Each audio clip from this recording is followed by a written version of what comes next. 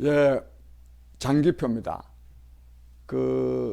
이 윤석열 총장을 쫓아내기 위해서 징계위원회 회부해가지고 이 정직 2개월을 한 데 대해서 법원이 이거는 부당하다 이래가지고 윤석열 총장 측의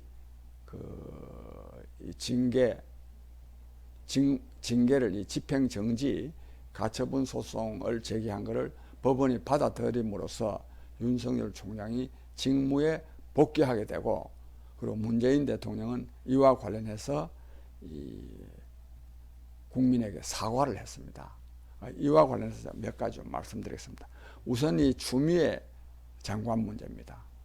사실 저도 그랬습니다만은 이 추미애 장관 정말 안하무인격으로 설치는 데 대해서 아주 이 추미애 씨 꼴 보기 싫어서 병나겠다 또 병났다 하는 사람들이 굉장히 많은데, 이분의 뭐 다른 성과보다도 하여튼 이 추미애 장관이 이제 설치는 거 좀 아마 어쩌면 보지 않아도 되지 않을까 싶어서 참 다행입니다.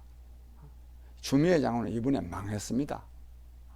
앞으로 뭐 이제 이번에 뭐 억지로라도 이겼더라면, 즉 이 소송에서 이겼더라면, 이게 더 옳지는 않지만 그래도 뭐 좀 또 그 사람 뭐 정신없는 사람이니까 어깨에 힘 좀 주고 다녔을지 모르겠는데, 저 가지고 이 문재인 정권 지지자들 입장에서 볼 때는 추미애 장관이 너무 부실하게 설쳐가지고 문재인 대통령으로 하여금 국민한테 사과하도록 만들고 이 정권에게 엄청난 부담을 주었으니까 추미애 씨가 미울 거예요.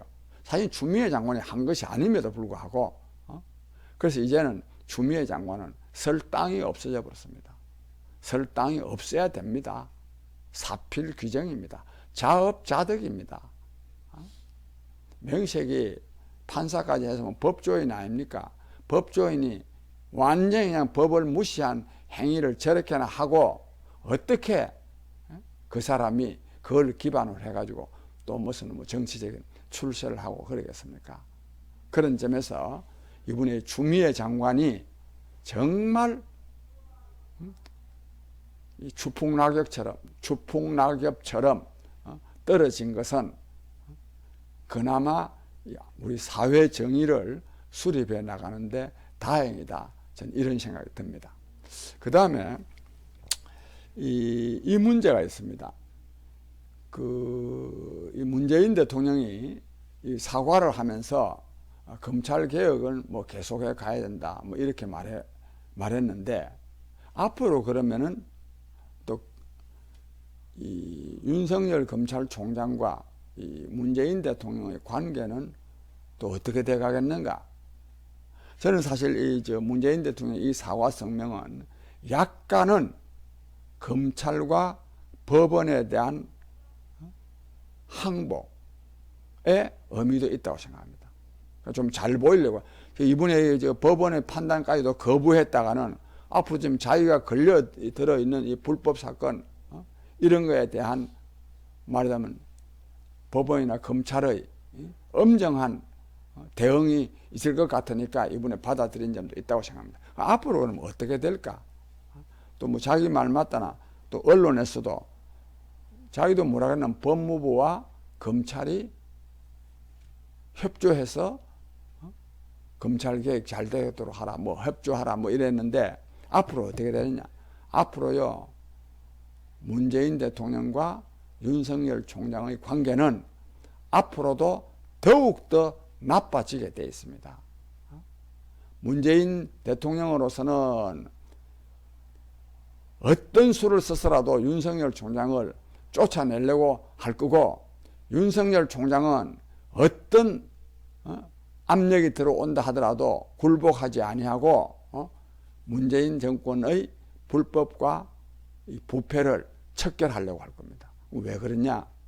문재인 대통령으로서, 우선 윤석열 총장으로서는요, 문재인 대통령의 드러난 사건, 울산시장 부정선거 사건, 월성 원전 1호기 서류 조작하고 서류 폐기한 사건, 또 그 외 옵티머스 라임 사태, 옵티머스 사태 등의 권력의 실세들이 개입해 있는 사건에 대해서 윤석열 총장이 있는 이 검찰로서는 엄정하게 수사를 안 할 수가 없습니다.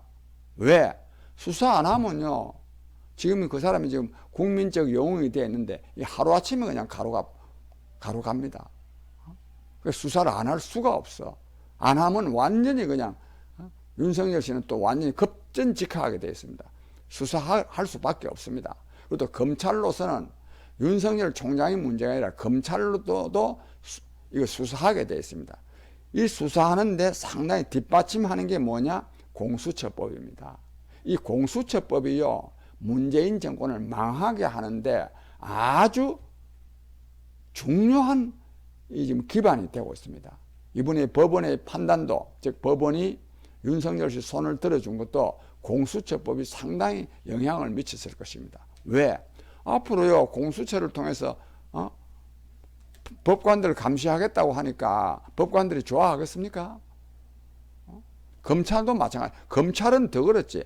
공수처를 가지고 검찰의 권한을 약화시키고, 검찰들이 수사하고 있는 걸 사건을 공수처로 넘기라 하면 넘기게 돼 있고, 그러니 검찰이 좋아하겠습니까?